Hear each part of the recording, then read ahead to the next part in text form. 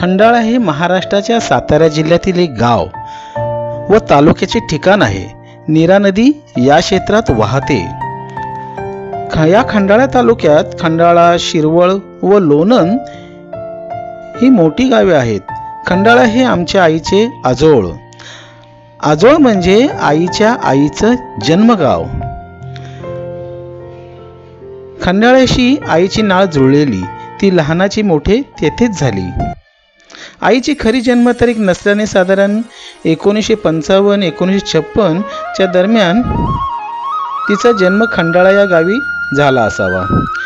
अशी देखणी नात पाहिल्यावर आईची आजी सुंदराबाई आणि आजोबा जयराम गायकवाड खूप खुश झाले होते. दिसायला हुबेहूब तिच्या आई ताराबाई आणि आजी सुंदराबाई वर गेली होती. आजी आजोबा भरपूर आमच्या आईचा लाड करत होते. आजी आजोबा यांनीच आईचं नाव कांताबाई असे ठेवण्यात आले. गावात जयरामांनाचा खूप रुबाब असायचा. शेतूही भरपूर होती. डोक्यावर फेटा आणि हातात छत्री असा त्यांचा पहिराव असायचा. आई लहानपणापासूनच खूप मेहनती, शेतात गोट्यात कामे करायची आणि रानातून जळणाला लाकडं मोळ्या बांधून आणायची. हेच ते नव्याने बांधलेले खंडाळ्यातील आईचे घर आहे. आईचे शिक्षण जेमतेम 2री पर्यंत. नंतर आईला मामा मामीच्या मुलांना सांभाळण्याची जबाबदारी आईवरच पडली होती. हा आईचा लग्ना अगोदरचा काढलेला ओरिजिनल फोटो आहे. अवघ्या वयाच्या 14व्या-15व्या वर्षी आईचं लग्न करायचं ठरवलं. सगळे वराड उचलून गावधोम तालुका वाई येथे मंडपात जमले. खंडाळ्यातील आईच्या चुलत मावश्या धोमातच नांदत होत्या. त्यांच्या ओळखीनेच हे मंगलपरीने जमलं होतं. दारिका कांताबाई दशरथ शिंदे, दारक मधुकर बाळकू कांबळे. आई गोरीपान देखणी, वडील मात्र सावळे, उंची कमी, परिस्थिती गरिबीची, तरीही आमच्या आईने जमून घेतले. कृष्णा नदीला बांधला पूल, कांता माझ्या हृदयाचं फुल. हे आमच्या बापाने घेतलं होतं नाव. आता आमच्या आईने काय घेतलं ते विचारू आईला. काय घेतलं होतं? आकाशात उगवला चंद्र, चंद्राला लागली चाहूल, मधुकर कांबळ्याच्या संसारात असतात पाऊल. हे आमच्या वडिलांनी रिटायर झाल्यावर बांधलेले गावचे घर आहे आणि ही आमच्या आईने बांधलेली चूल. कष्ट काय आईची पार सोडत नव्हते. लग्ना अगोदरही लग्नानंतरही आईच्या आयुष्यात कष्ट आणि कष्टच. 27 मे 1974 रोजी आईला पहिला मुलगा झाला. आईच्या आजीचे नाव सुंदराबाई, म्हणूनच दादाचे नाव सुदर्शन हे आईच्या आजोबानेच ठेवले. जणू सुंदराबाई जन्माला आली असावी. लहानपणी दादाला पोलिओ झाला होता. आईने दवाखान्यात ने-आण करून मोठ्या परिश्रमाने त्याला बरे केले. शेवटी एका पायाने तो आधू झाला. दादा 7-8 महिन्याचा होता तेव्हा आमच्या वडिलांनी त्यांना मुंबईत आणले. काही दिवस सांताक्रूज आमच्या आत्याच्या घरी तर काही दिवस वरळीमध्ये काढले. 1976 साली आई वडील आणि दादा हे बैंगनवाडी गोवंडी येथे स्थायिक झाले. माझाही जन्म येथेच झाला. मला अजूनही आठवते, 1 किलो गहू साफ केले की आईला 10 पैसे वाण्याकडून मिळायचे. गहू तांदूळ निवडून आई पैसे कमवू लागली. वडील वरळीत A to Z इंडस्ट्रीमध्ये लिफ्टमॅन होते. दारू जुगाराच्या नादात पैसे घालवायचे. आईने एक पैसा जमवून एका गोरख्याकडून बैंगनवाडीत जागा विकत घेतली. रेरोडवरून जुने प्लाय आणून घर बांधले. बापाच्या रोजच्या दारू पिल्यामुळे आईला घर खर्च चालवण्यासाठी खूप कष्ट करावे लागले. आईने खाडीवर घाणीच्या प्लास्टिक पिशव्या फाडून आम्हाला सांभाळले. चांगले शिक्षण दिले. पिशव्या फाडून झाल्यावर त्याच्या वजनानुसार तिला मोबदला मिळत असे. खूप कष्टाचं आणि घाणीचं काम होते. ते काम सुटल्यावर कल्लू शेठकडे काचेच्या कामात जाऊ लागली. रोज हाताने काचा फोडून हातापायाला दुखापत होत असे. त्यावर थांबली नाही. पुढे तिने घरकामे सुरू केली. लोकांची धुणी भांडी, लादी पुसणे इत्यादी कामे करू लागली. डॉक्टर पटेल आणि डॉक्टर शमीम यांच्याकडे ती लादी पुसण्याचे काम करू लागली. दवाखान्याचा खर्च निघावा हीच तिची दूरदृष्टी. रिकाम्या वेळी कधीच बसली नाही तर ती गोधडी शिवायची. ही आमच्या आईची आई ताराबाई, हे मामा मामी आणि हे दुसरे मामा मामी. आईचा भाऊ अशोक, वहिनी कल्पना आणि ही आमच्या आईची ननंद. आईला लहानपणी तिच्या आईवडिलांचे प्रेम नाही मिळाले, कारण त्यांच्यामधील भांडण. खंडाळ्यात तसेच धोमात आई सर्वांशी गोडी गुलाबानी राहत होती. सासरी आईचे दुहेरी नातं लागत असे. ज्या मावश्या होत्या त्या सासूबाई आणि काही दीर होते ते मावस भाऊ लागायचे. आईला गावी राहणं आवडायचं, पण तिच्या गुडघेदुखीमुळे तिला ते शक्य नसल्या म्हणून शेवटचं आयुष्य मुंबईतच गेले. आईला जयंतीत, धार्मिक कार्यक्रमात, भीमा कोरेगाव तसेच बुद्धलेण्या इत्यादी स्थळावर जाण्यास खूप आनंद वाटायचा. आई वडिलांना तसेच संपूर्ण कुटुंबाला धम्मकार्यात जोडण्याचं काम हे माझ्या मोठ्या भावाने म्हणजेच सुदर्शन कांबळेने केले. काही जण म्हणतात आई वडील जुन्या विचाराचे असतात, त्यांना कुठे बदलायचं, पण माझी आई एक प्रबुद्ध जीवन जगली. कष्टाळू आणि मायाळू तर होतीच, ती एक स्वावलंबी जीवन जगली. तिच्यामुळे इतरांना जराही त्रास होणार नाही याची ती काळजी घ्यायची. शेवटपर्यंत स्वतःची कामे स्वतःच केली, कोणावरही अवलंबून राहिली नाही. घाटी मसाला घरी बनवण्यापासून ते कुरवड्या पापड बनवणे हे सर्व तिला जमायचे. तिचं शिक्षण 2री पर्यंत, म्हणून ती काय अडाणी नव्हती. लहानपणी तिनेच आम्हाला 12 खडी आणि पाढे शिकवले. तिने जे आम्हाला चांगले वळण दिले ते आम्ही आमच्या मुलांनाही देऊ शकलो नाही. पुस्तकापेक्षा तिच्याकडे आयुष्याचा चांगलाच अभ्यास होता. बापापेक्षाही महान होती आमची आई कांताबाई कांबळे.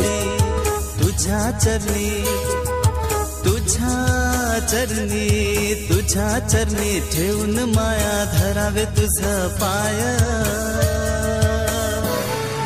तवा मले पाया मंदी दिसती माझी माया, दिसती माझी माया. हंबरून वासरले चाटते जेव्हा गाय, तवा मले तिच्या मंदी दिसती माझी माया. आई सतत काही ना काही कामात आणि सतत कोणत्या ना कोणत्या विचारात असायची. सर्व गोष्टींची काळजी करायची. आईच्या दोन्ही डोळ्यातील मोतीबिंदूचे ऑपरेशन झाले होते. 6 डिसेंबर 2023 रोजी मी आईला घेऊन चैत्यभूमीवर गेलो होतो. तिचे पाय दुखत होते तरी चेहरा मात्र उत्साही होता. चैत्यभूमीवर चैत्यस्तूपाचे दर्शन घेतले आणि बाबासाहेब यांना वंदन केले.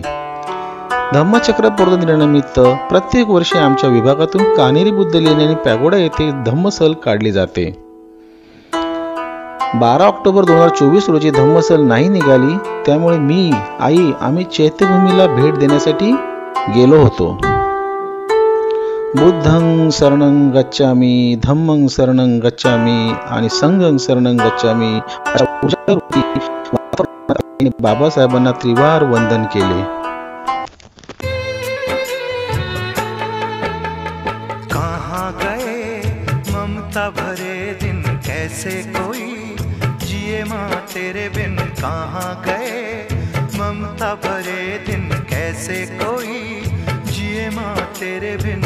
ओ माँ तुझे ढूंढूं मैं कहाँ, ओ माँ के बिना सुना है जहाँ. कौन भला दुनिया में माँ की जगह ले सका, कोई कह दे क्या होती है माँ.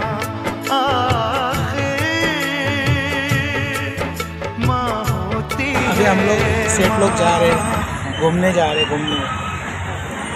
किधर जा रहे? घूमने जा रहे ना, घूमने जा रहे. 5-6. फक्त 5-6. मग आई एवढी नको खायला माझ्या. तुझी आई तर 80 वर्ष होती ना? किती वर्ष होती? 80. नाही 80 नसेल. हा असेल 80. तर बाप आपला 76 म्हटलं, आजी 80ची. मग तू आता किती वर्षाची? 65 आहे ना? 65.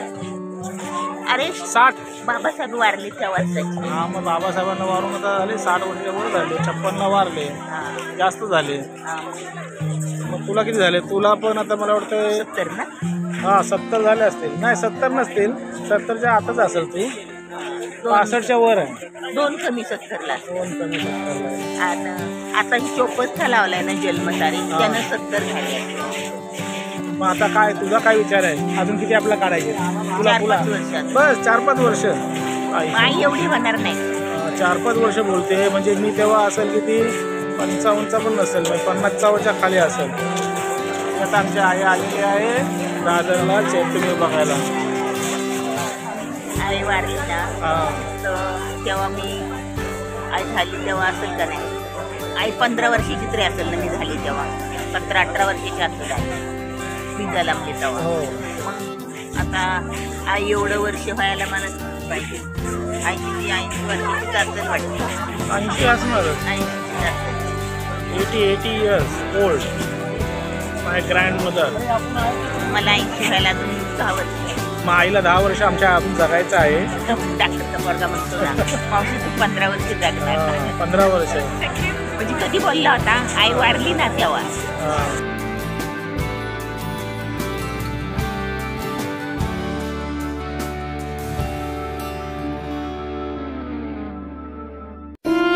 थंडीमध्ये आईचे पाय खूप दुखत असल्यामुळे ती चाळीमध्ये लाकूड तोडून शेकोटी करून पायाला शेकत बसायची. आमच्या आईच्या पाट्यावर मसाला वाटण्याचा व्हिडिओ बघा. म्हणून आपल्या आईच्या जेवणाची चव कुठेच मिळत नाही. पाय दुखायचे तरी पण रोज सकाळी लंगडत का होईना चालायची. रोज आईला सकाळी पाण्याचं टेन्शन असायचं, कारण आमच्या नळाला पाणी बरोबर येत नव्हतं. बिचारी पाण्याच्या टाकीकडे बघत असायची. पाणी वर चढते काय या सर्व काळजीत असायची. दोन्ही डोळ्यांचं ऑपरेशन होऊन पण ती स्वतः सुई दोरा ओवून घरातील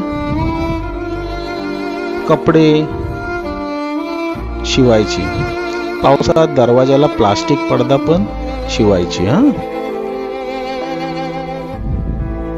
चांगली हसत खेळत होती ना माझी आई. माय थकलेली माझी सारा संसार पेलते, साऱ्या संसाराचे ओझे माय हसत झेलते. माझी माय माय माझी माय माझी माय माझी माय.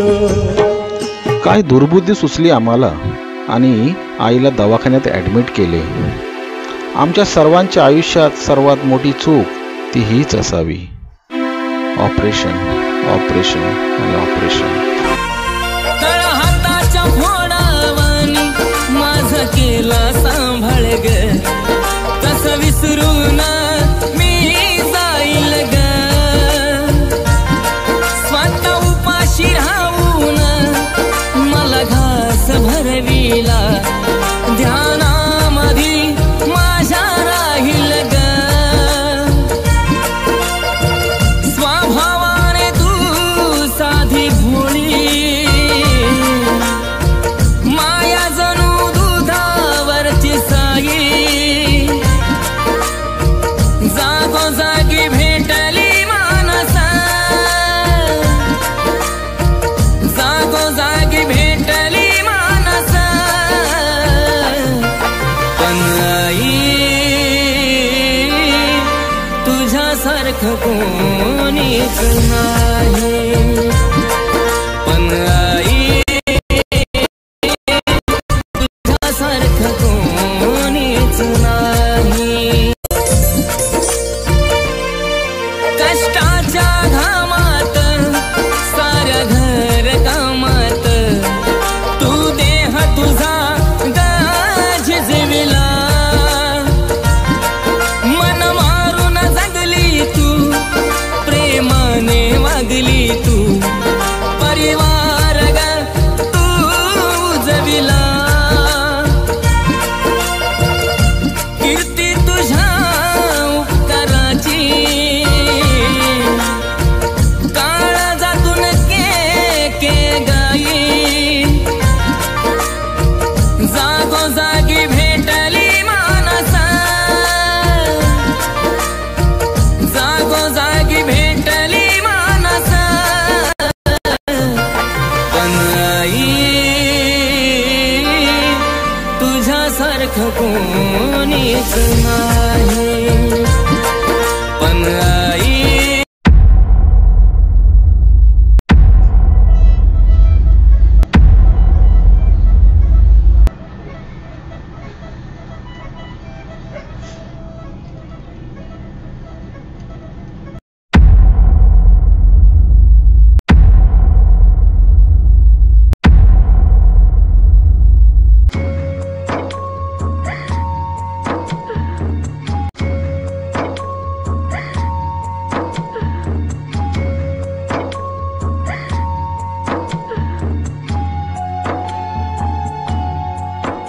कशी काळाची चाहूल आली, बाग सुखाची करपून गेली. कशी काळाची चाहूल आली, बाग सुखाची करपून गेली. कस विपरीत झालं सार, होता सोन्याचा संसार.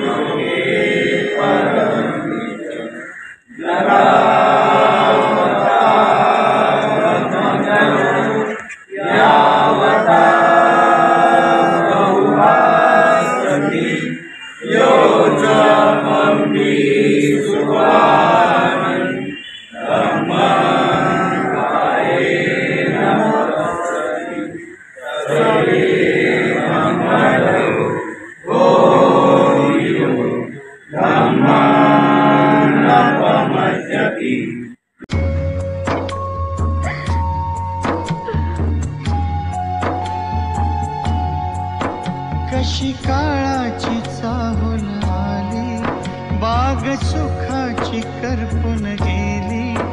कशी काळाची चाहूल आली, बाग सुखाची करपून गेली.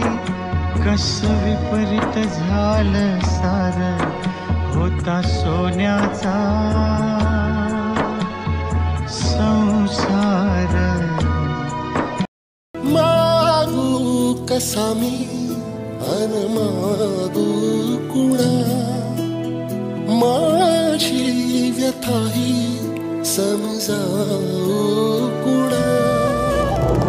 आहे उभा बगदारी तुझ्या, जाणून घे रे जरा याचना.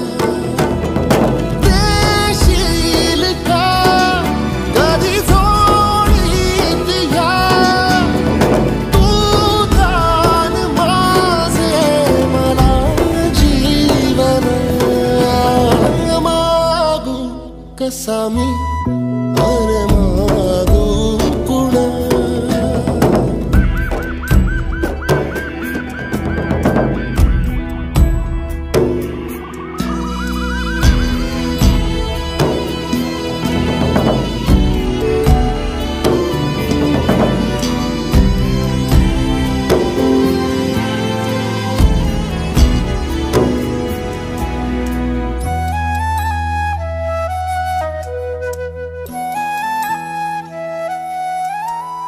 शोधू कुठे माया तिची, तिचा लळा छाया तिची. मी भिकारी जीवनिया विना, सोसवेना वेदना सांगू कुणा.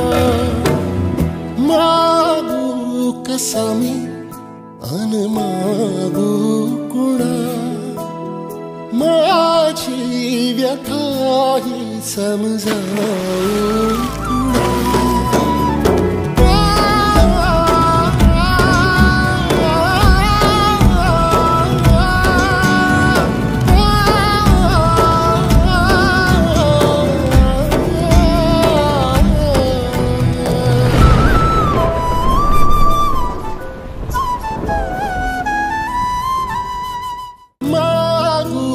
कसा मी अन मागू कुणा. समजावू